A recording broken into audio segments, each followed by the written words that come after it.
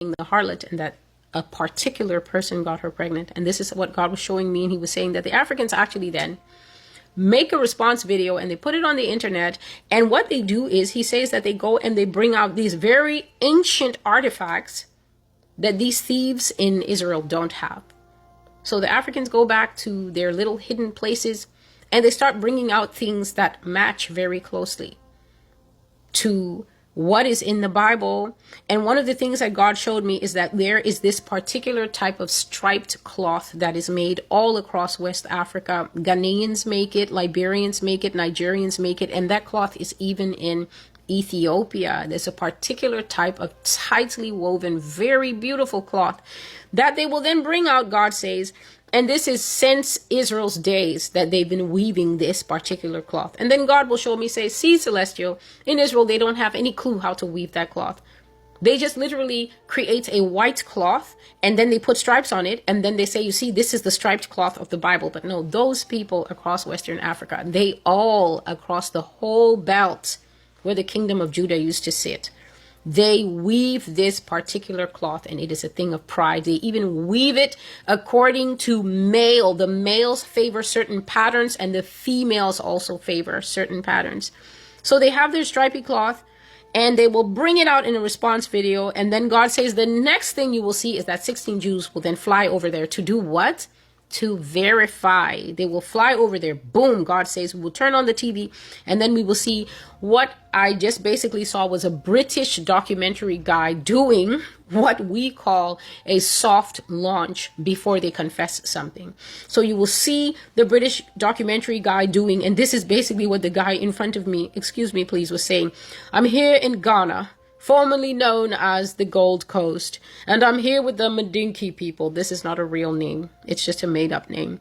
And they have been DNA tested, and all their stuff has been picked over by the false Israelites. And they indeed appear to have a surprising similarity with the ancient Israel haplogroups. And they also call God by all his correct Bible names. And they pray in this exact Bible Israel praying way. And they have these odd rituals which carefully seem to mimic what is in the Bible. And the Lord was telling me, Celestial, the language that you hear this man saying is what is called hedging. Hedging is when you are the prima ballerina for 2 or 3 seasons. And then the new girl moves over. She comes to the ballerina company. And then they say, Melanie is joining us. Melanie, would you come to the bar, please? Warm up.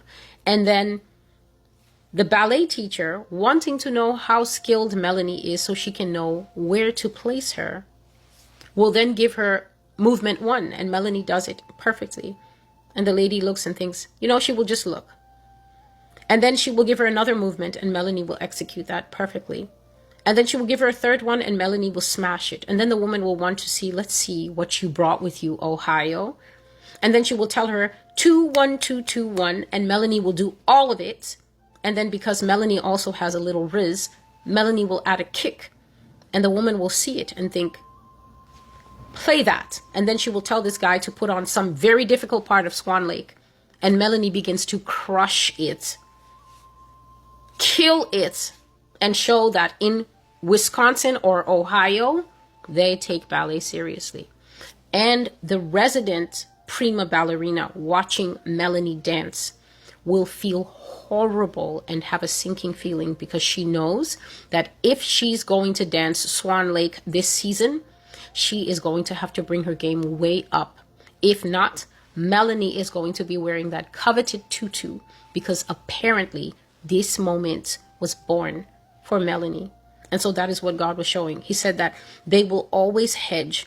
They will never want to give credit where credit is due. They will never willingly confess this thing, Celestial, until they are literally compelled. And this is why I am not stressed out when I'm bringing this kind of prophecy.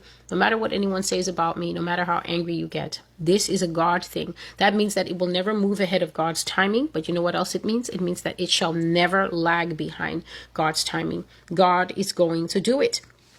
And so the Lord says, they already know that they are not the true Jews. This is the closest, meaning they will use these. You can look out for these kinds of documentaries and things. They've already done a few. They've already gone to Ghana and tested the people. They've already gone to Israel, to Ethiopia and tested the people. They have reluctantly been forced to admit that Ghana has strains, traditions, clothing, prayer names for God, and everything closely mimicking what is in the Bible. So they've been forced to accept that. And so God says they hate to publicly admit that the true lineage of God's people is anyone else but them. They will do anything but admit it. They will say, well, there seem to be a lot of similarities. It seems to be a 99.9% infinity symbol similarity. And that's the best that we can say. Perhaps there are more differences and we'll be looking for those. And that's what he said. He said that they think that they can gatekeep what it means to be a biblical member of Israel. And